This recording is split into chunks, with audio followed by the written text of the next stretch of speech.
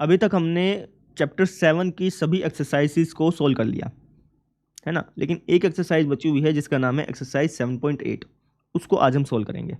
ठीक है, तो आप हेडिंग डाल लो एक्सरसाइज 7.8। ठीक है, इसके अंदर हमें क्या पढ़ना है? इसके अंदर हमें एरिया निकालने का एक दूसरा मेथड पढ़ना है। एरिया निकालने का दूसरा मेथड मतलब समझो, जैसे मान लो कि मेरे पास एक फंक्शन है, लेट्स से कुछ इस तरीके का फंक्शन का एक छोटा सा टुकड़ा ले रहा हूं मैं। ठीक है, और मैं आपसे कहता हूं कि इस फंक्शन का ए से लेकर के बी के बीच में, इस फंक्शन का ए से लेकर के बी तक के बीच में एरिया बताओ। मैंने आपसे ये एरिया पूछ लिया, तो आप कैसे बताते थे? एफ एक्स का ए से बी के बीच में अगर मैंने आपसे एरिया पूछा है तो आप कैसे बताएंगे? बताइए। तो आप कहेंगे सर हमारे पास सूत्र है। क्या सूत्र है हमारे पास? अगर मुझे इसके बीच का एरिया बताना है तो मैं डेफिनाइट इंटीग्रल का यूज कर लूंगा, है ना। ठीक है, उसका हमारे पास सूत्र है।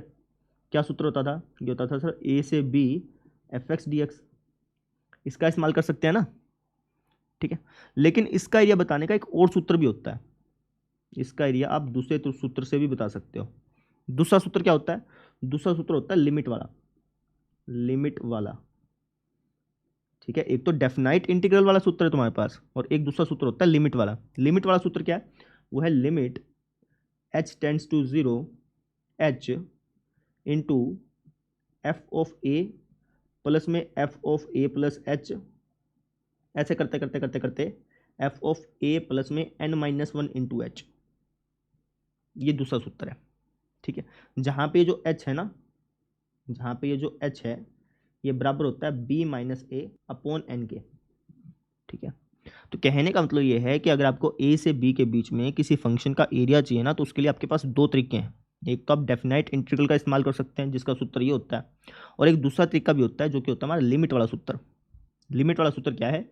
ये है।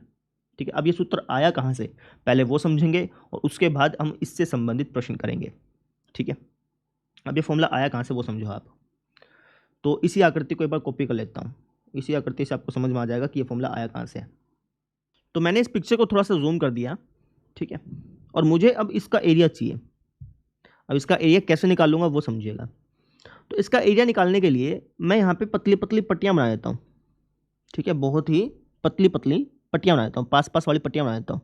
ठीक है, समझाने के लिए मैं थोड़ी सी खुली खुली बनाऊंगा, लेकिन असल मायने में ये जो पट्टियाँ बनेंगी ना ये बहुत ही पास पास होंगी। तो मैंने क्या किया, बहुत सी पतली पतली पट्टियाँ बना दी इस तरीके से, बहुत सारी बना दी। समझ रहे हो? ठीक है, इनके बीच का जो गैप है ना ये बहुत कम है भैया। लेट्स से कि इनके बीच का गैप h है, और ये h है ना बहुत बहुत छोटी, बहुत बहुत छोटी संख्या है। मतलब ये जो h है ये आप ऐसे समझो कि ये 0.00001 इतना गैप है इनके बीच का। ठीक है ना, बहुत बारीक गैप है। समझाने के लिए मैं थोड़ी सी खुली बनाई है, लेकिन असल मायने में इनका जो गैप है वो बहुत बारीक है। ठीक है, अब मैं आपसे कुछ सवाल पूछूंगा, बताइएगा। तो मैं आपसे एक चीज़ पूछता हूँ कि जैसे ये वाला पॉइंट ए है, ये गैप h है, तो ये वाला पॉइंट क्या होगा? तो आपका आंसर ये वाला पॉइंट होगा a प्लस एच, है ना। ऐसे ही यहाँ पर भी सेम गैप है, ये गैप भी h है बेटा। तो ये वाला पॉइंट क्या हो जाएगा? a plus 2h। ये वाला पॉइंट a प्लस 3h। ये वाला पॉइंट a प्लस 4h। ऐसे करते करते करते करते ये वाला पॉइंट क्या हो जाएगा? ये वाला पॉइंट। तो आपका आंसर ये वाला पॉइंट हो जाएगा a प्लस NH। याद बात क्लियर है? अब कई बच्चों को डाउट होता है कि सर ये वाला पॉइंट a प्लस NH कैसे हो गया। समझो, जैसे ये वाला पॉइंट था a, है ना। अब अगर मैं इस a को लिखना चाहूँ तो इसको लिख सकता हूँ a प्लस 0h। इस a को लिखना चाहूँ तो a प्लस 0h लिख सकता हूँ ना। फिर a प्लस h हुआ, फिर a प्लस 2h। ऐसे करते करते अगर ये वाला पॉइंट a प्लस 0h है तो लास्ट वाला पॉइंट a प्लस NH ही तो बनेगा। समझ में आ गई? मैंने क्या किया, इसके अंदर n पट्टियाँ बना दी भाई, तो लास्ट वाला पॉइंट a प्लस NH ही तो बनेगा। ठीक है, ये वाला पॉइंट क्या होगा? a प्लस में n-1 इंटू h। यहाँ तक क्लियर है? अच्छा जी, तो मुझे इस ग्रीन पोर्शन का एरिया चाहिए ना, इस पूरे ग्रीन पोर्शन का एरिया चाहिए। तो मैं एक काम करता हूं, मैंने ये जो पट्टियां बनाई है ना इनको रेक्टेंगल के अंदर तब्दील कर देता हूं। इनको किसके अंदर तब्दील कर दिया मैंने? ऐसे रेक्टेंगल के अंदर तब्दील कर दिया। समझ रहे हो? आई बात समझ में? ऐसे ही इसको भी एक रेक्टेंगल के अंदर तब्दील कर देता हूँ, ऐसे सेम चीज़ इसके साथ करूँगा भाई, आयत के अंदर बदल दिया, इसको भी आयत के अंदर बदल देता हूँ, इसको भी आयत के अंदर बदल दिया। अब मैं इन आयत का एरिया निकाल लूँगा, ठीक है। फिर आपका सवाल होगा कि सर ये जो एक्स्ट्रा एरिया बचा है ये कौन निकालेगा, और ये जो फालतू का एरिया आ रहा है इसको भी तो माइनस करना पड़ेगा, ये कौन करेगा? तो मैं आपको एक चीज़ बताता हूँ, जब आप इसके अंदर पट्टियाँ बहुत ही पतली पतली बनाएंगे ना, हमने n पट्टियाँ बनाई हैं, तो इससे क्या होगा कि जो आप फालतू एरिया देख रहे हैं ना, ये जो फालतू एरिया देख रहे हैं, ये फालतू एरिया असल मायने में इन्हीं को फिल करेगा।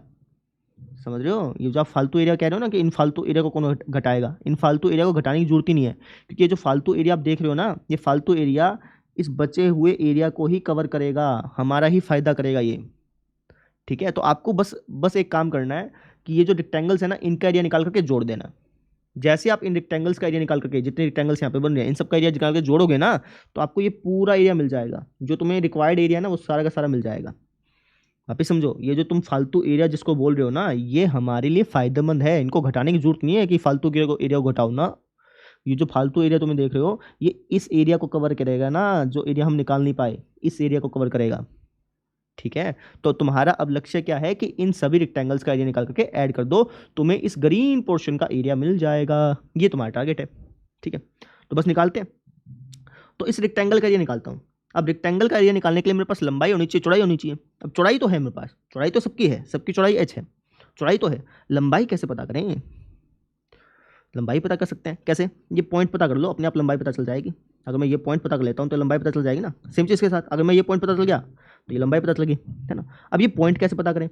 तो देखो, ये जो फंक्शन था ये f(x) था, f(x) था, इसका मतलब क्या हुआ कि अगर मैं x कोऑर्डिनेट इसके अंदर ढालता जाऊँगा ना तो ये पॉइंट मिलते जाएंगे। अब जैसे मान लो कि ये पॉइंट मुझे पता चाहिए, तो ये पॉइंट क्या हो जाएगा?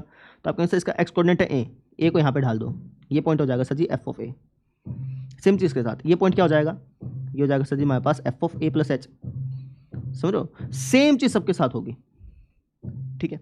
अब अगर मैं आपसे पूछूं कि इस रेक्टेंगल का ये बताओ, तो आप कहेंगे सर इस रेक्टेंगल का ये हो जाएगा लंबाई, लंबाई हमारे पास कितनी है? f(a). ये पॉइंट अगर f(a) है, अगर ये पॉइंट f(a) है तो ये लंबाई कितनी हो गई? ये लंबाई होगी सर जी f(a), है ना भाई। ये पॉइंट f(a) है तो इसका मतलब क्या होगा? ये लंबाई तो होगी, ऐसी लंबाई हमें पता चल गई। अब लंबाई पता है, चौड़ाई पता है, एरिया निकाल लेंगे। तो मैं आपसे पूछता हूँ कि इस रेक्टेंगल का एरिया बताओ, पहले वाले का। तो आप कहेंगे सर इसका एरिया होगा लंबाई, लंबाई हमारे पास क्या है? f(a) गुना चौड़ाई, चौड़ाई हमारे पास क्या है? h। तो ये हमने इस पहले वाले रेक्टेंगल का एरिया पता कर लिया जो कि आया। प्लस में इस दूसरे रेक्टेंगल का एरिया बताओ, तो आप कहेंगे सर इसका एरिया हो जाएगा लंबाई गुना चौड़ाई। इस तीसरे रेक्टेंगल का एरिया बताओ, हो जाएगा लंबाई गुना चौड़ाई, है ना। ऐसे करते करते करते करते करते करते ये जो लास्ट वाला रेक्टेंगल तुम देख रहे हो इसका एरिया क्या हो जाएगा? आप कहेंगे सर ऐसे करते करते करते करते करते करते जो लास्ट वाला रेक्टेंगल हम देख रहे हैं उसका एरिया हो जाएगा लंबाई, लंबाई कितनी है? लंबाई सर जी के f(a) प्लस में n-1 इंटू h, और चौड़ाई, चौड़ाई है सर जी हमारे पास h। समझ लो, लंबाई गुना चौड़ाई ये हो गया। आई बात समझ में? ठीक है। तो ये सब कुछ क्या है? ये सब कुछ हमारा इन सभी रेक्टेंगल्स का एरिया है, या फिर कह लो कि इस पूरे ग्रीन पोर्शन का एरिया है। समझो, ये जो एक्स्ट्रा रेक्टेंगल तुम देख रहे हो ना, एक्स्ट्रा ट्रायंगल्स, छोटे छोटे ट्रायंगल्स तुम देख रहे हो ऊपर, ये जो एक्स्ट्रा चीज़ बच रही है इनको हटाने की जरूरत नहीं है, क्योंकि ये जो एक्स्ट्रा चीज़ बच रही है वो इसको कवर करेंगे, इसको कवर करेंगे, जिसका हम एरिया नहीं निकाल पाए, ठीक है ना। ये जो एक्स्ट्रा तुम्हें माल दिख रहा है ना ऊपर का, ये असल मायने में इसको भरेगा भाई। ये जो सीमेंट तुम्हें फालतू की दिख रही है वो इसको भरेगी। तो असल मायने में हमें हमारा पूरा ग्रीन एरिया जिसका हम एरिया निकालना चाहते थे ना, वो निकल गया। ये हमारे पास क्या निकल चुका है? इस ग्रीन एरिया का एरिया। समझो, इस ग्रीन पोर्शन का एरिया निकल चुका है ये, ठीक है। लेकिन यहाँ पे कमी है, यहाँ पे एक कमी है भैया। क्या? जैसे अगर कोई तुमसे पूछे कि भाई ए क्या चीज़ है, तो तुम बता दोगे कि भाई ए जो है ना वो स्टार्टिंग पॉइंट है, ये वाला पॉइंट है, ठीक है भाई। ए की वैल्यू कुछ भी हो सकती है, 2 हो सकती है, 3 हो सकती है, वो तो क्वेश्चन के ऊपर डिपेंड करेगा। अगर मान लो क्वेश्चन तुमसे क्या रखा है कि ये जो फंक्शन है इसका 2 से 3 के बीच में एरिया बताओ, तो तुम्हें ए की वैल्यू पता है कि भैया 2 है।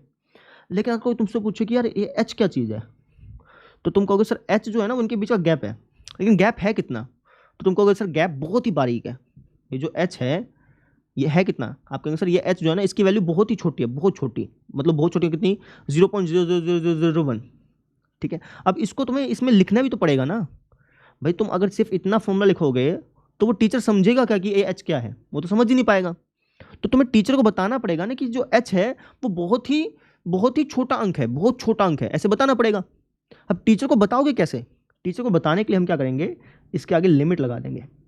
जैसे मैं ये लिखता हूँ ना लिमिट h टेंड्स टू 0, इसका मतलब ये है कि जो h है ना वो बहुत ही छोटी रकम है, 0 के बहुत ही पास वाली रकम है ना। ये लिख के दिखाना पड़ेगा टीचर को। जब तक तुम ये चीज़ लिखोगे नहीं तो टीचर को पता कैसे चलेगा, सामने वाले को पता कैसे चलेगा कि जो तुम्हारा h है वो कितना छोटा है ना। तो टीचर को बताना पड़ेगा। तो ये चीज़ हम इसलिए लिखते हैं, समझ में आ गई। तो ये हमारे पास फॉर्मूला तैयार हो गया किसका, ए से बी के बीच में एफ एक्स के एरिया का। ए से बी के बीच में अगर आपको एफ एक्स का एरिया ज्ञात करना है तो उसके लिए आप ये फॉर्मूला यूज़ कर सकते हैं, ठीक है। अब इसको मैं थोड़ा सा मॉडिफाई करता हूँ। एक काम करते हैं, इन सब पदों में अगर आप देखें तो एच आ रहा है, तो एक काम करता हूँ एच कॉमन ले लेता हूँ, ठीक है। यहाँ पे क्या बचेगा, एफ ऑफ ए, फिर f of A plus H, A P जैसा बन जाएगा। 10वीं क्लास में ए पी पढ़ी थी ना तुमने, तो ये ए पी जैसा बन जाएगा, एफ ऑफ ए प्लस में एन माइनस 1 इंटू एच। तो ये हमारा फॉर्मूला तैयार हो गया।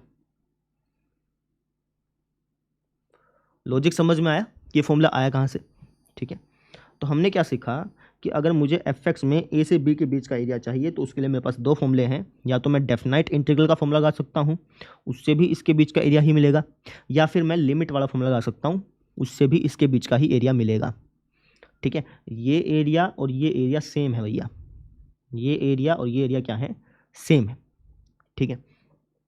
तो इसका मतलब ये हुआ कि अगर मैं लिखना चाहूँ तो इस चीज़ को इसके बराबर लिख सकता हूँ, है ना। इस चीज़ को मैं इसके बराबर लिख सकता हूँ।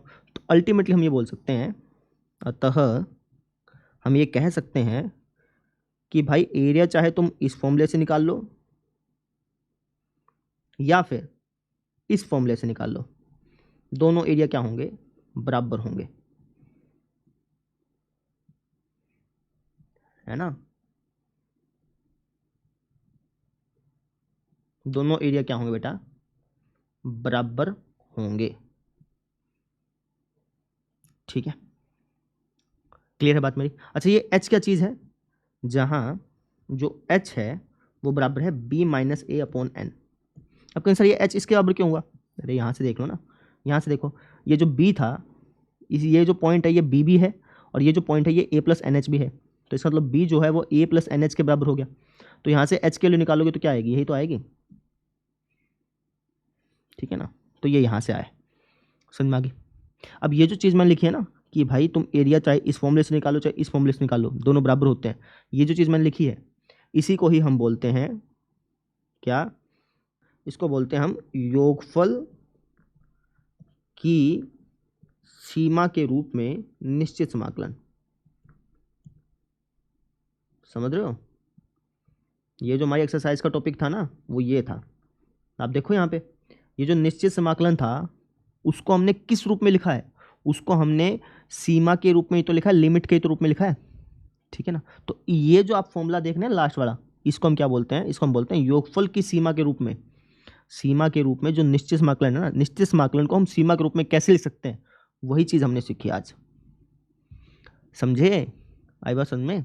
तो यहाँ से हमें नई बात क्या पता चली भाई, यहाँ से हमें नई बात ये पता चली कि जो डेफिनाइट इंटीग्रल होता है, जो डेफिनाइट इंटीग्रल होता है वो असल मायने में छोटे छोटे पतले पतले आयतों का जो फंक्शन है ना, जो फंक्शन है उसके अंदर जो पतले पतले आयत बन रहे हैं, जो छोटे छोटे टुकड़े बन रहे हैं, उन सब का जोड़ होता है, ठीक है। ये किसका मतलब है, डेफिनाइट इंटीग्रल का। मैं वापस बता देता हूँ, इंटीग्रेशन और डेफिनाइट इंटीग्रेशन अलग अलग चीज़ है। इंटीग्रेशन का मतलब ये होता है कि आप ये जानना चाहते हैं कि वो जो फंक्शन है वो किसका डेरिवेटिव था, जबकि डेफिनाइट इंटीग्रेशन का यह मतलब होता है कि आप उसके नीचे का एरिया निकालना चाहते हैं, ठीक है ना। दोनों अलग अलग चीज़ है भाई, समझ में आ गई, ठीक है। तो अब हम करते हैं क्वेश्चन से स्टार्ट, है ना। तो मैं आपको कौन से क्वेश्चंस कराऊंगा पहले बता देता हूँ। सारे क्वेश्चंस मैं नहीं कराऊंगा बेटा, है ना, क्योंकि सारे क्वेश्चन मेरे को कराने की जरूरत नहीं पड़ेगी, इसलिए एक तो मैं कराऊंगा आपको दूसरा क्वेश्चन, एक कराऊंगा चौथा क्वेश्चन और एक कराऊंगा छठा क्वेश्चन, ये 3 क्वेश्चन मैं कराऊंगा। दूसरा क्वेश्चन जैसे आप करेंगे उससे पहला क्वेश्चन आराम से बनेगा, बिल्कुल आराम से, क्योंकि दूसरे क्वेश्चन में आपको x+1 का डेफिनाइट इंटीग्रेशन याद करना है लिमिट वाले फॉर्मूले से, ठीक है। और फिर पहले क्वेश्चन में आपको x का करना है। दूसरा करते आपका पहला आराम से बनेगा, 100% बनेगा, ठीक है। तो दूसरा कर लीजिएगा, फोर्थ कर लीजिएगा और सिक्स्थ कर लीजिएगा, मैं ये 3 करवाऊंगा और बाकी बचे हुए 3 आप कर लीजिएगा। समझ में आ गई? क्लियर? तो स्टार्ट करते हैं, दूसरा क्वेश्चन लेता हूं।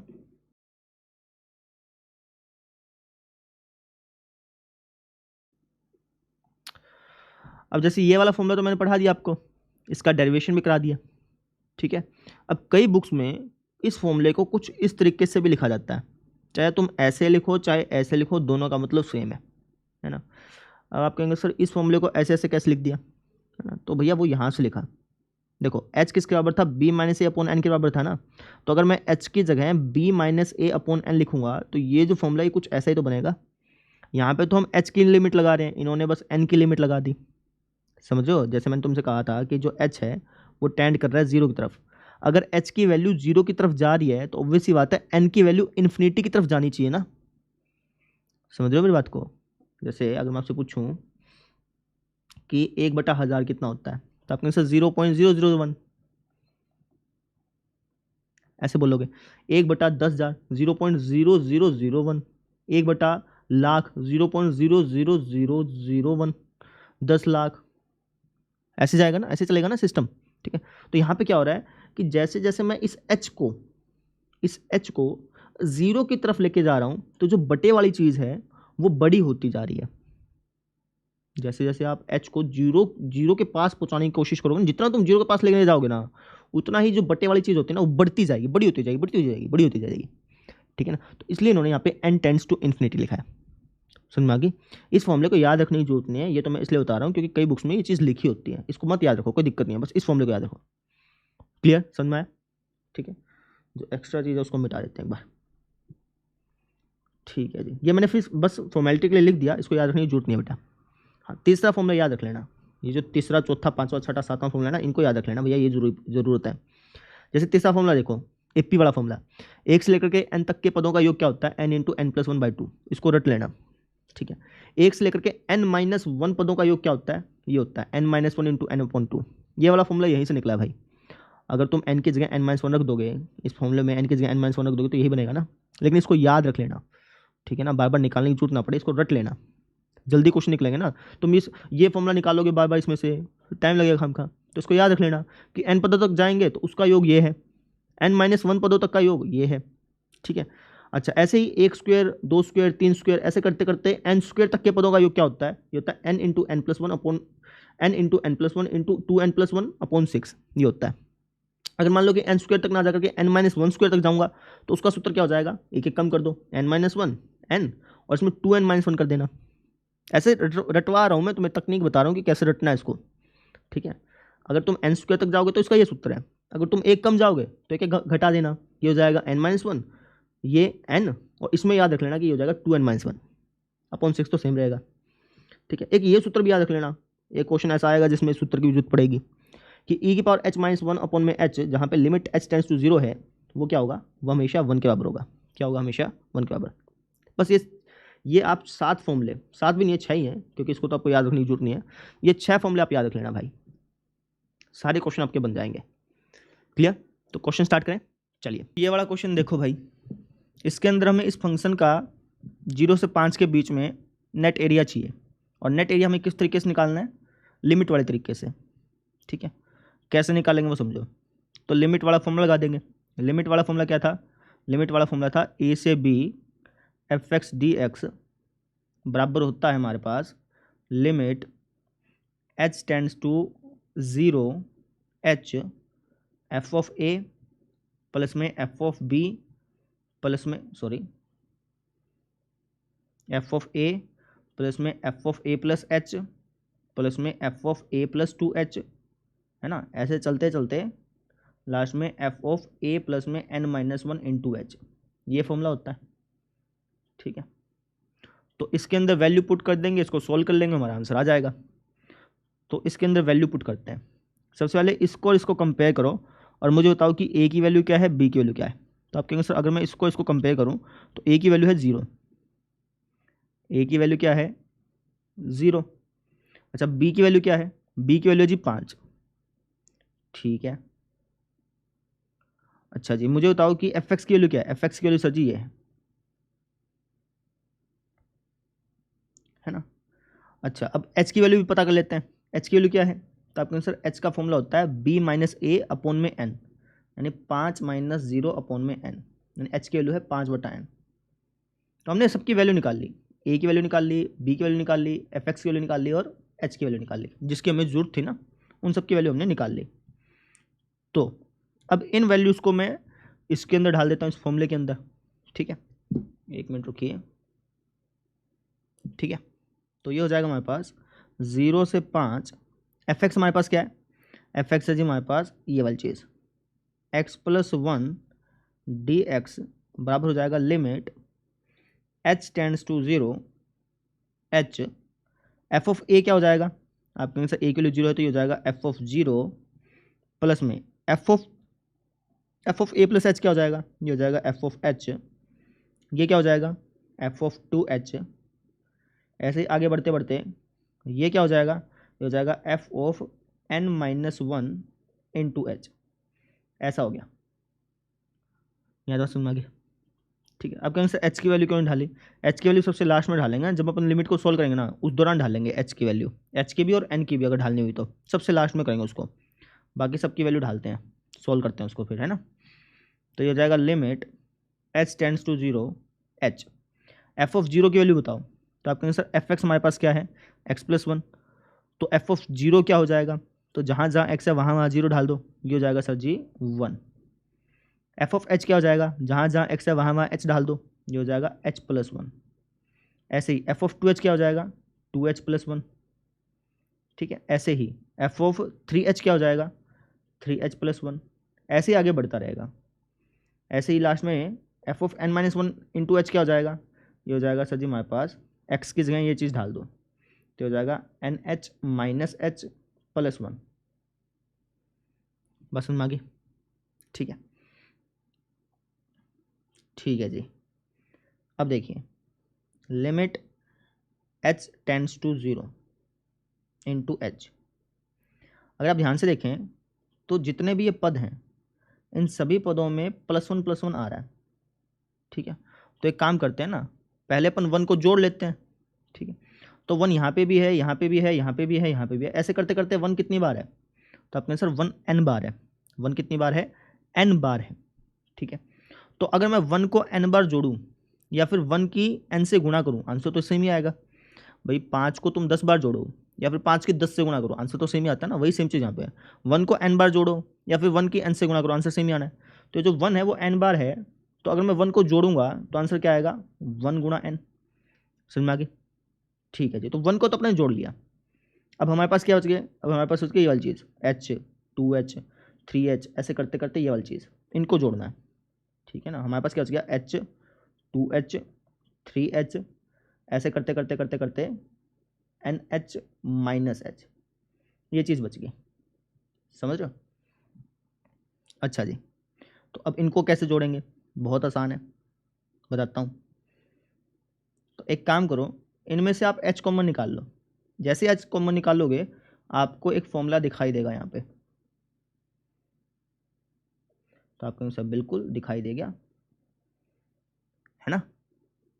क्या फॉर्मूला ये सर जी AP बन गई 1 + 2 + 3 अप टू n-1। इसका फॉर्मूला क्या होता है? लिखवाया था मैंने आपको। इसका फॉर्मूला होता है हमारे पास, इसके जोड़, इसका जो जोड़ होता है ना ये बराबर होता है हमारे पास किसके? n-1 इंटू n अपॉन में 2 इसके। ठीक है, अब इसको सोल्व कर लेते हैं, तो हो जाएगा limit h tends to 0 h। इसका एलसीएम ले लो तुम। ठीक है, इसका एलसीएम ले लो और इस h को भी अंदर ले जाओ।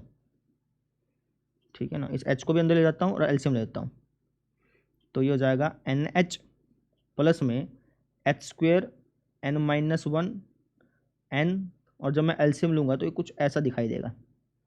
मैंने क्या किया, इसका एलसीएम ले लिया और इस h को अंदर ले गया, कुछ इस प्रकार से। ठीक है, ठीक है जी। अब यहाँ पे दिक्कत क्या है? यहाँ पे दिक्कत ये है कि पूरी की पूरी जो चीज़ है ना उसको h बनाना है अपने को। अभी यहाँ पे n दिख रहे हैं, इस n को हटाना पड़ेगा और इस पूरी चीज़ को हमें h के रूप में लेके आना पड़ेगा। वो कैसे लाएं? तो उसके लिए हम इस्तेमाल करेंगे इसका। देखो h किसके बराबर था? 5/n के बराबर था ना, तो यहाँ से एक काम करो, n की वैल्यू निकाल लो। n क्या हो जाएगा? 5/h हो जाएगा। एन क्या हो जाएगा 5/h। तो जहाँ जहाँ एन दिख रहा है ना वहाँ वहाँ 5/h लिख दो। जहाँ जहाँ आपको एन दिख रहा है वहाँ वहाँ 5/h लिख दो, इस प्रकार से।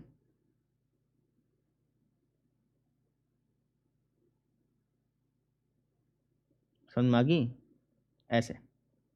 अब काटे पिटाई कर लो, तो हो जाएगा limit h tends to 0, h से h गया 10। यहाँ पे देखो अगर तुम एलसीएम लोगे तो 5 - h हो जाएगा, फिर h के h से गुणा करोगे तो h² हो जाएगा, h² से h² कट जाएगा बेसिकली, एलसीएम लेके काटना।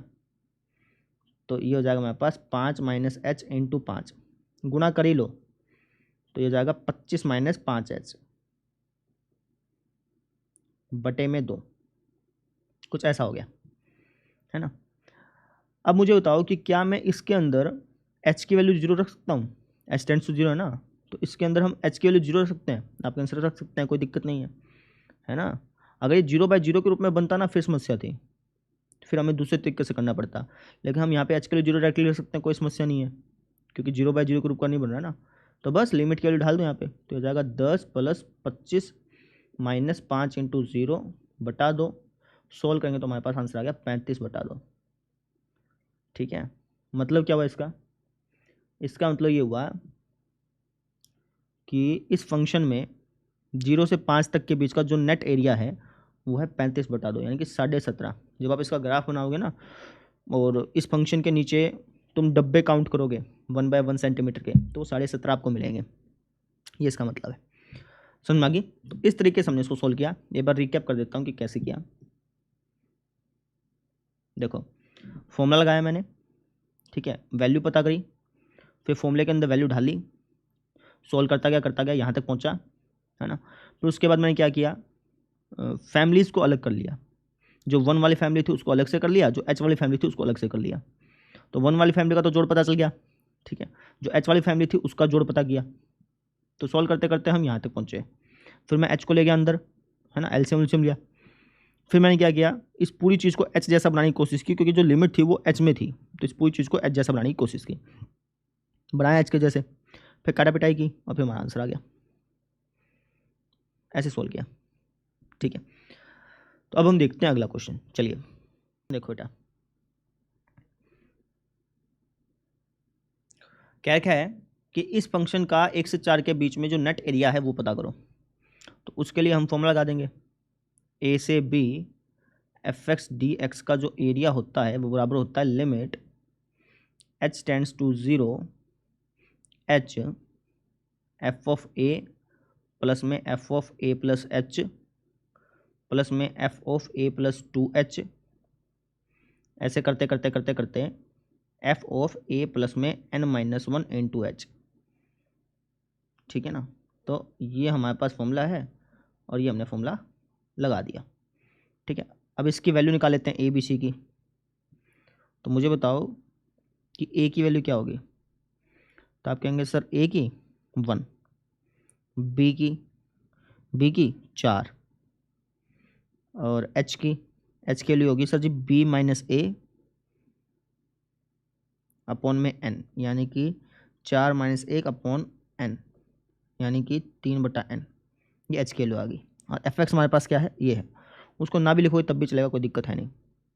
बस ये वैल्यू को आप यहाँ पे पुट कर दो, तो ये हो जाएगा 1 से 4, एफ एक्स हमारे पास क्या है x² माइनस एक्स, ठीक है, अब हो जाएगा limit h tends to 0 h, F of a क्या हो जाएगा, ये हो जाएगा sir ji f of 1, F of A plus h क्या हो जाएगा, ये हो जाएगा sir ji f of 1 plus h, फिर एफ ऑफ 1 प्लस 2h, ऐसे करते करते करते करते लास्ट में आएगा एफ ऑफ 1 प्लस में n-1 इंटू एच, ऐसा आएगा। ठीक है, बस इसको सोल्व करते हैं, तो हो जाएगा limit h tends to 0 h, F of 1 के लिए कैसे मिलेगी, तो आपका आंसर ये एफ एक्स है, इसमें जहाँ जहाँ x है वहाँ वहाँ 1 डाल दूंगा, अपने आप f1 मिल जाएगा। तो f1 क्या हो जाएगा 0, एफ ऑफ 1 प्लस एच क्या हो जाएगा, जहाँ जहाँ x है वहाँ वहाँ 1 प्लस एच डाल दो। तो इसको मैं रफ में डालता हूँ, तो जहाँ जहाँ x है वहाँ वहाँ अगर मैं 1 प्लस एच डालूंगा तो ये हमें कुछ इस तरीके से दिखाई देगा। सोल्व करते हैं, तो ये कुछ ऐसा हो गया। है ना। अब 1 से 1 गया, 2h माइनस एच क्या होता है, h, और यहाँ पे एच स्क्र है ही। तो मैं ये कह सकता हूँ कि एफ ऑफ 1 प्लस एच के लिए क्या आई, एच स्क्र प्लस एच, लिख दो। ठीक है। अब एफ ऑफ 1 प्लस 2h के लिए निकालते हैं, वो कैसे निकालेंगे, यहाँ पर जहाँ जहाँ x है वहाँ वहाँ 1 प्लस 2h लिख दो, तुम अपने आप निकल जाएगी। तो हो जाएगा 1 प्लस 2h का स्क्वेयर माइनस 1 प्लस 2h। इसको सोल्व करते हैं। ठीक है, तो इसको खोल लो। ये हो जाएगा हमारे पास 1 का स्क्वायर प्लस में 2h का स्क्वायर जो कि होता है 4h स्क्वायर प्लस में 2ab माइनस का 1 माइनस का 2h, काटा पिटाई कर लो। तो ये आपको कुछ इस तरीके से दिखाई देगा। कहने का मतलब ये है कि एफ ऑफ 1 प्लस 2h के लिए ये आई, तो इसको यहाँ पे रख देते हैं। ठीक है, अब आपको देखो पैटर्न महसूस हो गया होगा। ये था हमारा एच स्क्वायर प्लस एच, ये हुआ 4h स्क्वायर प्लस 2h। ठीक है ना। अगला क्या होगा, अगला हो जाएगा सर जी हमारा 9h स्क्वायर प्लस में 3h। ऐसे पैटर्न चल रहा है। पैटर्न समझ रहे हो, जैसे देखो 2h था यहाँ पे, तो इसका स्क्वायर हो गया, प्लस में यही चीज़ जुड़ दी। यहाँ पे क्या था, h था, h का स्क्वायर हो गया, प्लस में यही चीज़ जुड़ गई। तो ऐसे ही अगली चीज़ में होगा, ऐसे ही इस चीज़ में भी पाएगा। समझ रहे हो, आई बात समझ में। यहाँ पे क्या लिखा है, n माइनस 1 इंटू एच लिखा है ना, तो जो लास्ट वाली टर्म है वो क्या पाएगी, इसका स्क्वायर करना जाएगा n minus 1 square into H square, plus में यही चीज़ जुड़ जाएगी, ये लास्ट पद पाएगा, पक्की बात है। चाहे तुम निकाल के देखना चाहो तो निकाल के देख लो, लेकिन निकालने की जरूरत है नहीं, लास्ट पद पक्के बात यही पाना है। ठीक है, अब देता हूँ इसको मैं मिटा। अब इसको सोल्व करते हैं, तो ये जाएगा limit h tends to 0 h। Zero को तो तुम वैसे भूल जाओ, उससे कोई फर्क पड़ेगा नहीं, जीरो है ना भाई, इसलिए। अब यहाँ पे पैटर्न नोटिस करना, ये एच स्क्वायर प्लस एच, यहाँ पे 4h square plus 2h, 9h square plus 3h, ऐसे करते करते लास्ट में ये टर्म बनी। तो यहाँ पे फैमिली को अलग अलग कर लेते हैं, जो स्क्वायर वाली फैमिली है उनको अलग कर देते हैं, जो एच वाली फैमिली है उनको अलग करते हैं। तो पहले स्क्वायर वाली फैमिली को जोड़ लेता हूँ, तो लिखा है एच स्क्वायर प्लस में 4h स्क्वायर प्लस में 9h स्क्वायर, ऐसे करते अगला क्या आएगा, 16h स्क्वायर आएगा, पैटर्न के हिसाब से देखें तो, है ना। 1 का स्क्वायर फिर 2 का स्क्वायर फिर 3 का स्क्वायर, ऐसे चल रहा है ना, इसलिए। अच्छा जी, फिर हो जाएगा सर जी हमारे पास, ऐसे चलते चलते लास्ट में क्या है, लास्ट में है n minus 1 into square into H square, ये हो गया। तो एच स्क्वेयर की फैमिली तो अलग कर दिया, अब क्या बच गया, एच की फैमिली को अलग से जोड़ लेंगे। तो एच की फैमिली कुछ इस तरीके से है, ऐसा हो गया। यहाँ तो बात क्लियर है। अब देखिए limit h tends to 0 h, अगर आप ध्यान से देखें तो इसमें से अगर मैं एच स्क्वायर कॉमन निकाल लूँ तो अंदर क्या हो जाएगा, 1 स्क्वायर 2 स्क्वायर 3 स्क्वायर 4 स्क्वायर, ऐसे करते करते n माइनस 1 टू स्क्वायर। अब इसका फॉर्मूला क्या होता है, आपके आंसर, इसका फॉर्मूला होता है हमारे पास n माइनस 1 इंटू स्क्वायर है ना, तो इसका फॉर्मूला होता है n minus 1 into n into 2n minus 1 upon 6, लिखवाया था ये फॉर्मूला, तो इसका फॉर्मूला हो गया ये, समझ रहे हो। ठीक है जी, अब इसको सोल्व करते हैं, इसमें से भी h कॉमन निकाल लो, अंदर बचेगा 1 प्लस 2 प्लस 3, ऐसे करते करते n माइनस 1। अब इसका फॉर्मूला क्या होता है, इसका फॉर्मूला होता है n minus 1 into n by 2, ऐसा हो गया। सोल्व करते हैं टेस्ट को, तो जाएगा limit h tends to 0 h, है ना। एक काम करो, पहले एलसीएम ले लो, चलो कोई बात नहीं, एलसीएम ले लिया, 6 आ गया एलसीएम। ठीक है, इस h को अंदर ही ले आओ बेटा, है ना, अगले स्टेप में लेके आएंगे, इससे अच्छा गया इस h को अंदर ले आता हूँ। ये हो गया h cube n minus 1 n 2n minus 1, ये हो जाएगा हमारे पास 3h n n माइनस 1, ऐसा हो गया। ठीक है, 3 कैसे आया, 2 3 है ना, एलसीएम लेना, अरे तुमने एलसीएम लिया ना भाई, इसलिए 3h आया। ठीक है, तो अब मुझे बताओ कि क्या मैं इसके अंदर h के लिए 0 रख सकता हूँ, अभी नहीं, पहले n के लिए रखनी पड़ेगी, फिर रखेंगे h के लिए 0, नहीं तो फिर तुम्हारे आंसर गलत आएंगे ना, सभी में आंसर 0 हो जाएगा फिर तो तुम्हारा। पहले n के लिए रखेंगे बेटा, फिर आप h के लिए रखिएगा, n के लिए रखो, n के लिए क्या होगी, तो आप कहेंगे सर n के लिए यहाँ से पता चलेगी, h अगर 3/n के बराबर है तो n किसके बराबर है, 3/h के, तो जहाँ n दिख रहा है ना वहाँ पे पहले 3/h लिखो, फिर उसके बाद सोल्व करना। 3/h लिखा, 3/h, ये हो जाएगा 6/h, यहाँ पे भी 3/h, यहाँ पे 3/h-1, ऐसा हो गया। अपॉन में क्या है 6। सोल्व कर लीजिए इसको। तो अगर मैं इसका एलसीएम ले लूँ ऊपर वाले का, देखो इसका एलसीएम लेना पड़ेगा, इसका एलसीएम लेना पड़ेगा। तो इसका एलसीएम क्या आएगा, इसका एलसीएम आ जाएगा 3 - h/h। इसका एलसीएम क्या आ जाएगा 6 - h/h।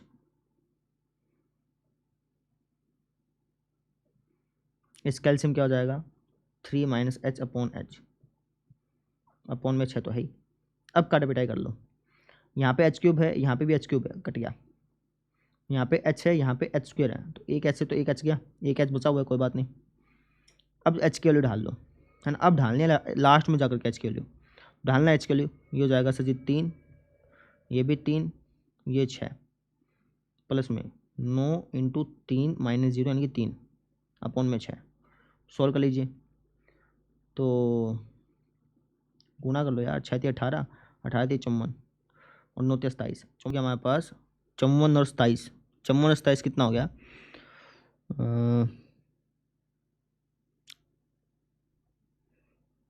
81 हो गया शायद, है ना। 81/6, ठीक है। काट रहे हैं ये, बिल्कुल 3 दूनी 6 और 3 दूनी 6, 3 × 7 = 21। हमारा आंसर कितना आ गया 27/21, 27/2, ये हमारे पास आंसर आ गया। आप चाहें तो आंसर चेक करना चाहें ना, तो आप एक काम करिएगा ना, इसका इंटीग्रेशन आप शॉर्ट ट्रिक से ज्ञात कर लीजिएगा, जो शॉर्ट ट्रिक लिखवाई थी अपर बाउंड्री माइनस लोअर बाउंड्री वाली, उससे ज्ञात कर लीजिएगा, उससे भी आंसर ये आएगा, ठीक है। लेकिन अगर क्वेश्चन में लिखा है ना कि भाई इसको तो लिमिट वाले तरीके से ज्ञात करो, तो लिमिट वाले तरीके से ही करिएगा, उसमें शॉर्ट ट्रिक मत लगाइएगा, नंबर नहीं मिलेंगे उसमें। तो ऐसे हमने इसको सोल्व कर लिया। आई होप सबको समझ में आ गया होगा। अब हम देखते हैं अगला क्वेश्चन। ये वाला क्वेश्चन देखो भाई, लास्ट क्वेश्चन है। तो हमें इस फंक्शन का 0 से 4 के बीच में एरिया बताना है। कौन से फॉर्मूले से बताना है, लिमिट वाले फॉर्मूले से। तो लिमिट वाला फॉर्मूला लगा देते हैं। लिमिट वाला फॉर्मूला हमारा क्या था, लिमिट वाला फॉर्मूला था limit h tends to 0 h f(a) plus में f(a + h) प्लस में f(a + 2h) और ऐसे करते करते करते करते f(a) प्लस में n - 1 × h। तो ये वाले फॉर्मूला लगा दिया। अब यहाँ पे a, b और h इनकी वैल्यू पता करेंगे। a की वैल्यू क्या है, तो आप कहेंगे सर a की वैल्यू है 0, b की वैल्यू क्या है, b की वैल्यू सर जी 4, h की वैल्यू क्या होती है, h की वैल्यू होती है b - a, b में से a घटा दो, 4 में 0 गया 4 बटे में n। तो ये हमने a b h की वैल्यू पता कर ली। अब इनके अंदर हम ढाल देंगे। तो हमारे पास जो फॉर्मूला है उसके अंदर हम a की वैल्यू ढाल देंगे, ठीक है। फंक्शन की तो वैल्यू अपने को ढालनी ही पड़ेगी, ऑब्वियस सी बात है ना। b की वैल्यू ढाल दी, a की वैल्यू ढाल दी, और h की वैल्यू सबसे लास्ट में ढालते हैं, जैसे कि मैंने आपको बता भी रखा है। तो h की वैल्यू अभी नहीं ढालेंगे, लास्ट में ढालेंगे। f(a) बताओ, तो आप कहेंगे सर a की वैल्यू 0, तो हो जाएगा f(0), और ये क्या हो जाएगा, ये हो जाएगा f(a + h)। a की वैल्यू 0 है ना, तो इसको तुम कह लो f(h) कह लो, ठीक है। नहीं नहीं नहीं, हाँ ठीक है ठीक है, f(h), ये क्या हो जाएगा, ये हो जाएगा f(2h), है ना। इस तरीके से आगे क्या आएगा f(3h)। ऐसे सॉल्व करते करते करते करते लास्ट में हमारे पास क्या आएगा f(n - 1 × h), ऐसा हो गया, ठीक है। सॉल्व करते हैं इसको। तो मुझे बताओ कि भैया f(0) की वैल्यू क्या होगी। तो आप कहेंगे सर f(x) हमारा ये है, जहाँ जहाँ x लिखा है वहाँ वहाँ 0 ले देता हूँ, f(0) की वैल्यू आ जाएगी। तो f(0) की वैल्यू क्या आएगी, ये आएगी 0 + e⁻0। e⁻0 क्या होता है 1, तो ये आ गई जी 1। f(h) क्या आ जाएगा, जहाँ जहाँ x है वहाँ वहाँ h लिख दो, तो ये कुछ इस तरीके से आएगा। f(2h) क्या हो जाएगा, ये हो जाएगा 2h प्लस में e⁻4h। f(3h) क्या हो जाएगा 3h प्लस में e⁻6h।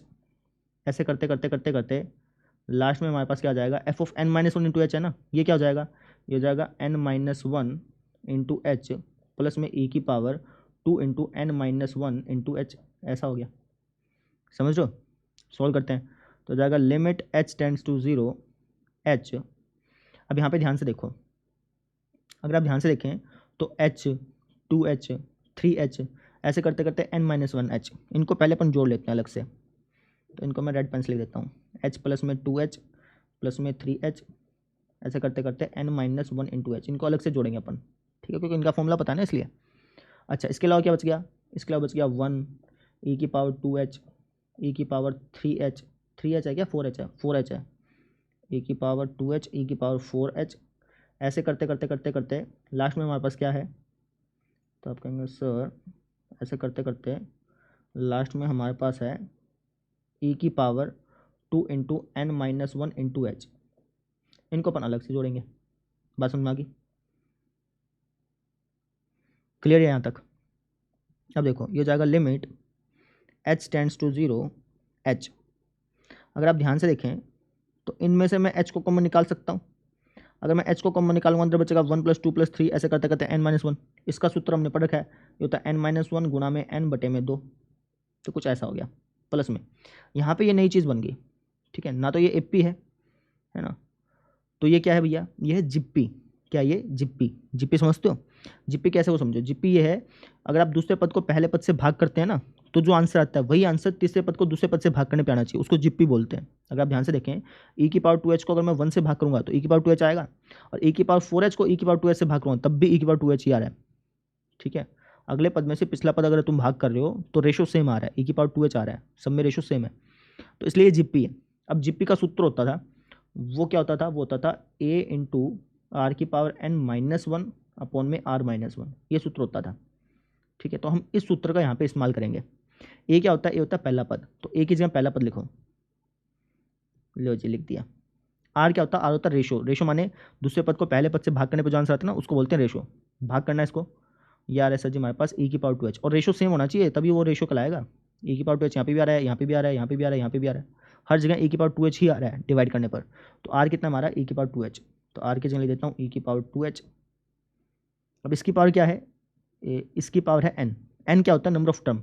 यहाँ पे नंबर ऑफ टर्म कितने कितने पद हैं? तो आप कहेंगे सर यहाँ से यहाँ तक के जो पद हैं वो तो है n-1, यहाँ से यहाँ तक की बात करूँ तो, ठीक है। और अगर मैं इसको जोड़ रहा हूँ तो ये टोटल पद कितने हो गए? n। तो n की जगह n ही लिखना है, n की जगह भैया n ही लिखना है। समझ में आ गई? बात क्लियर है? अच्छा, r क्या हमारा? r है जी e की पावर 2h, e की पावर 2h, ऐसा हो गया। मैंने फॉर्मूला लगा दिया यार, ये इन सब का जोड़ ये आएगा, फॉर्मूला लगा दिया, ठीक है। थोड़ा सा इसको सिंप्लीफाई करते हैं। अब इसके बाद क्या होता था? इसके बाद अंदर जो चीज़ लिखी है उन सबको हम h के रूप में लिखते थे, यहाँ से हम n को हटाने की कोशिश करते थे, तो वही चीज़ करेंगे। तो यहाँ से n को हटाते हैं, तो n को कैसे हटाएंगे? तो आप कहेंगे सर h बराबर था 4/n के, अगर मैं यहाँ से n की वैल्यू निकालूंगा तो हो जाएगा 4/h के। तो जहाँ n है ना वहाँ पे 4/h लिख दो, जहाँ n है वहाँ पे 4/h लिख दो। तो अगर मैं यहाँ पे n की जगह 4/h लिखूंगा और सॉल्व करूँगा तो ये कुछ ऐसा हो जाएगा, ये ऐसा एलसीएम लूँगा ना, ऐसा हो जाएगा। 4/h लिखा, 4/h -1 क्या होता है? 4 - h/h होता है, एलसीएम लूँगा तो ये हो गया। अब h स्क्वायर यहाँ पे भी है, h स्क्वायर यहाँ पे भी है, तो h स्क्वायर से h स्क्वायर कट गया, क्या बचा? ये हो जाए 4 - h इंटू 4, क्या बचा हमारे पास? 4 - h इंटू 4, 4 - h इंटू 4, ये बचा।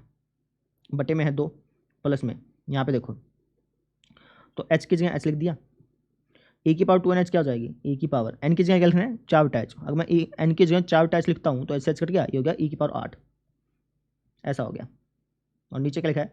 e की पावर 2h - 1, ये कुछ इस प्रकार से हो गया। यहाँ तो समझ में आ गई। अब इसके बाद क्या करते थे? इसके बाद जो h की वैल्यू वो उसके अंदर डाल देते थे, लेकिन यहाँ पे थोड़ा सा घूमेगा क्वेश्चन। कैसे? अगर आप h की वैल्यू यहाँ पे ढालेंगे फिर तो कोई दिक्कत है नहीं, एक अंक बन जाएगा, कोई समस्या नहीं है। लेकिन अगर आप h की वैल्यू यहाँ पे ढालते हैं तो ये 0/0 के रूप का बनेगा। कैसे सर जी? h की वैल्यू क्या है? 0। अगर तुम h की वैल्यू 0 डालोगे तो ये 1 बन गया, 1 - 1 क्या होता है? 0 हो गया। तो नीचे भी 0 है ऊपर भी 0 है, तो 0/0 की फॉर्म बन गई है ना, ठीक है। क्या बन गई? 0/0 की फॉर्म। और मैंने आपको बताया था कि अगर लिमिट में h की वैल्यू ढालने पर, h की वैल्यू ढालो या फिर x की वैल्यू ढालो, और x की वैल्यू ढालने पर इनडेटरमिनेट फॉर्म बन रही है, 0/0 बन रहा है, 1/0 बन रहा है, इस टाइप से बन रहा है, तो हम वो वैल्यू डायरेक्टली नहीं ढालते हैं। तो आप यहाँ पे h की वैल्यू डायरेक्टली नहीं ढाल सकते क्योंकि 0/0 बन रहा है। तो अब क्या करें? तो अब इसका इलाज ये है कि इसको और ज़्यादा सोल्व करो। आप अभी तो वैल्यू ढाल नहीं सकते क्योंकि इनडेटरमिनेट फॉर्म बन रही है, तो अब हम क्या करेंगे? और ज़्यादा सोल्व करेंगे। और ज़्यादा सोल्व कैसे? लिमिट को स्प्लिट कर लो, लिमिट को इसके साथ भी लगा दो, लिमिट को इसके साथ भी लगा दो। कैसे? देखो, ये इसको कौन सी पेंसिल को? ब्लू पेंसिल लिख देता हूँ। तो लिमिट को मैंने अलग अलग कर दिया, लिमिट h टेंड्स टू 0, इसके साथ भी लिमिट लगा दो, है ना, इसके साथ तो कोई दिक्कत है ही नहीं वैसे देखा जाए तो। प्लस में लिमिट को इसके साथ भी लगा दो। अच्छा, लिमिट को इसके साथ लगाओगे ना तो एक काम करो, इसको तुम बाहर रख लेना, क्योंकि ये तो एक अंक है सिर्फ देखा जाए तो इसको तो मैंने कॉमन निकाल लिया ऐसे, है ना, और लिमिट को लगा दिया इसके साथ। समझ रहे हो, लिमिट को मैंने पूरे के साथ लगाया, लेकिन लिमिट में हम क्या कर सकते हैं, अंक को बाहर निकाल सकते हैं, तो ऐसे मैंने अंक को बाहर निकाल लिया। अंदर बच गया h अपॉन में e की पावर 2h माइनस 1, ऐसा बच गया। समझ में आ गई। अब एक फॉर्मूला मैंने तुमको कराया था, क्या कि limit h tends to 0 e की पावर h माइनस 1 अपॉन में h किसके बराबर होता है, आपका आंसर ये बराबर होता है 1 के। ये लिखवाया था स्टार्टिंग में क्वेश्चन करवाने से पहले ही, ठीक है। तो हम इस फॉर्मूले का यहाँ पे इस्तेमाल कर लेंगे। तो आप कहेंगे सर यहाँ पे तो h ऊपर है और e की पावर h माइनस 1 नीचे है, कैसे करोगे, कोई दिक्कत नहीं है, हो जाएगा। कैसे, ऊपर नीचे h से भाग कर दो ना, अपने आप हो जाएगा। अगर तुम ऊपर नीचे h से भाग करोगे इसको तो कैसा दिखाई देगा, 1 अपॉन में e की पावर 2h माइनस 1 अपॉन में h, ऐसा दिखाई देगा ना, ठीक है। फिर लिमिट को स्प्लिट कर लेना, लिमिट को इसके साथ लगा लेना, इसके साथ लगा लेना। इसके साथ लिमिट लगाओगे तो फिर तो कोई दिक्कत है ही नहीं, इसके साथ जब लिमिट लगाओगे तो फॉर्मूला बन जाएगा तुम्हारा। कहने का मतलब ये है कि ऐसे लिखा हो चाहे इसका उल्टा क्यों ना लिखा हो, फॉर्मूला दोनों के लिए अप्लाई होता है। समझ रहे हो, ये कहना चाह रहा हूँ, चाहे ऐसे लिखा हो तब भी बनाना है, ऐसे लिखा हो तब भी बनाना है। क्यों आना है उसका रीज़न मैंने बता दिया कि भाई तुम दोनों तरफ अगर दोनों ऊपर नीचे h से भाग कर लोगे तो ऐसे ही बनेगा ना, तब भी आंसर बनी आएगा, कोई समस्या नहीं है, ये कहना चाह रहा हूँ। समझ में आ गई। तो फॉर्मूला चाहे ऐसे लिखा हो चाहे ऐसे लिखा हो, आंसर सेम आता है, ये चीज़ आप अपने दिमाग में ढाल लो, ठीक है सर। अब आप कहेंगे सर फिर भी एक समस्या, क्या, आपने जो फॉर्मूला लिखवाया है उसमें तो h लिखा हुआ है और यहाँ पे लिखा हुआ है 2h, तो अब क्या करें, कोई बात नहीं, 2h के लिए भी फॉर्मूला तैयार कर लेते हैं। कैसे, जहाँ जहाँ h है ना वहाँ वहाँ 2h लगा दो, 2h के लिए फॉर्मूला तैयार हो जाएगा, ठीक है। तो अगर 2h है ना तो आप ऐसा ऐसा बनाओ, ऐसा ऐसा, ये जो चीज़ यहाँ पे लिखी है ना इसको ऐसा ऐसा बना लो। तो कहने का मतलब ये है कि इस h को 2h बना दो, बस ये मैं चाह रहा हूँ, इस h को बना दो 2h, इस h को 2h कैसे बनाओगे, तो आपका आंसर 2 से गुना कर देंगे और 2 से ही भाग कर देंगे। भाई थोड़ा छोटा दिखेगा, कर क्या सकते हैं, एक काम करता हूँ थोड़ा सा इसको साइड में लेके चलता हूँ। समझ में आ गई क्या मैंने क्या किया है, सुनो, मैंने 2 से गुना कर दी और 2 से भाग कर दिया ताकि कुछ ऐसा ऐसा दिख जाए, इसलिए मैं ऐसा कर रहा हूँ। समझ में आ गई, ठीक है। तो 2h यहाँ पे लिखा हुआ है, 2h यहाँ पे लिखा हुआ है, e की पावर 2h यहाँ पे लिखा है, e की पावर 2h यहाँ पे लिखा है, -1 यहाँ पे लिखा है, -1 यहाँ पे लिखा है, ठीक है, हो गया है। तो लेकिन यहाँ पे sir ji h tends to 0 लिखा है, यहाँ पे आपने फॉर्मूला जो लिखा है उसके अंदर 2h टेंड्स टू 0 है, तो इसको भी 2h बनाना पड़ेगा। तो इसको तो 2h बना सकते हो आराम से, इसको सिंपल लिख दो 2h, बस रीज़न लिख देना। रीज़न क्या लिखोगे बताता हूँ, रीज़न ये लिख देना, आप कह देना कि यहाँ अगर h टेंड्स टू 0 है तो ऑब्वियस ही बात है 2h टेंड्स टू भी तो 0 होगा, ये चीज़ मैंने बताई भी थी। अगर h 0 की तरफ टेंड करे तो 2h भी तो ऑब्वियस ही बात है 0 की तरफ ही टेंड करेगा, तो हम h टेंड्स टू 0 के बजाय 2h टेंड्स टू 0 लिख सकते हैं इस तरीके से। देखो वापस से मैंने क्या किया, मैंने लिमिट को अलग अलग किया, इसके साथ लगाया, इसके साथ लगाया। अब यहाँ पे h अपॉन में e की पावर 2h माइनस 1 था, तो मैंने इसको किसके अंदर तब्दील किया, e की पावर 2h अपॉन में e की power 2h minus 1 limit 2h tends to 0 में तब्दील किया, ठीक है। 2h कैसे बनाया, यहाँ पे 2 से गुणा कर दिया, 2 से भाग कर दिया, 2h बन गया ऊपर वाला, ये तो समझ में आया। अब यहाँ पे 2h टेंड्स टू 0 कैसे बनाया, ये इस तरीके से बनाया कि मैंने कहा कि भाई अगर h टेंड्स टू 0 है तो ऑब्वियस ही बात है 2h टेंड्स टू 0 करेगा, अगर h 0 की तरफ जा रहा है तो ऑब्वियस बात है 2h करूँगा तब भी तो 0 की तरफ जाएगा, दोनों तरफ 2 से गुणा करो तभी तो वो सेम ही आंसर आएगा ना, ऐसे समझो, ठीक है। तो इस तरीके से मैंने इसको फॉर्मूले की तरह बनाया। अब ये जो आप देख रहे हैं ना, जिसको मैं सर्कुलर कर रहा हूँ, ये वाली चीज़, ये हमारा एक फॉर्मूला बन गई और हमें पता है कि इसका आंसर 1 होता है, ठीक है। लिख देते हैं फिर, तो यहाँ पे तो वैल्यू डाल दो, इसमें तो कोई दिक्कत है ही नहीं, तो हो जाएगा 16/2 प्लस में e की पावर 8 माइनस 1 तो बाहर है ही, यहाँ पे ये क्या चीज़ होती है, ये होती है जी 1, फॉर्मूला हमें पता है उसके अनुसार, और यहाँ पे क्या है 1/2, ऐसा हो गया। सोल्व कर लो, तो ये हो जाएगा हमारे पास 16 प्लस में e की पावर 8 माइनस 1 अपॉन में 2, एलसीएम लेंगे तो हमारे पास फाइनली आंसर आ गया 15 प्लस में e की पावर 8 माइनस 15 प्लस में e की पावर 8 बटे में 2, ये आंसर आ गया भाई। यहाँ पे आपको थोड़ी बहुत दिक्कत आ सकती है, लेकिन मैंने सारी चीज़ बता दी है ना, वापस से बता देता हूँ। मैंने लिमिट को अलग अलग किया, लिमिट को अलग अलग इसलिए किया क्योंकि डायरेक्टली वैल्यू ढाल रहा था तो 0/0 बन रहा था, जो कि इनडेटरमिनेट फॉर्म है। तो हम जब तक इनडेटरमिनेट फॉर्म हट नहीं जाती तब तक हम लिमिट की वैल्यू ढाल नहीं सकते, तो इसको सॉल्व करना पड़ा मेरे को पहले। तो उसके लिए मैंने क्या किया, लिमिट को अलग अलग किया, ये जो चीज़ आप देख रहे हैं, ये जो चीज़ आप देख रहे हैं, इसको मैंने इसके अंदर बदला ताकि फॉर्मूला लगा पाऊँ। इसके अंदर जैसे बदला, फॉर्मूला लगाया, फॉर्मूला लगाते हैं हमें पता है कि इसका आंसर 1 होता है, तो इसकी जगह लिख दिया 1 और आंसर आ गया। तो ऐसे सोल्व किया बेटा। क्लियर है?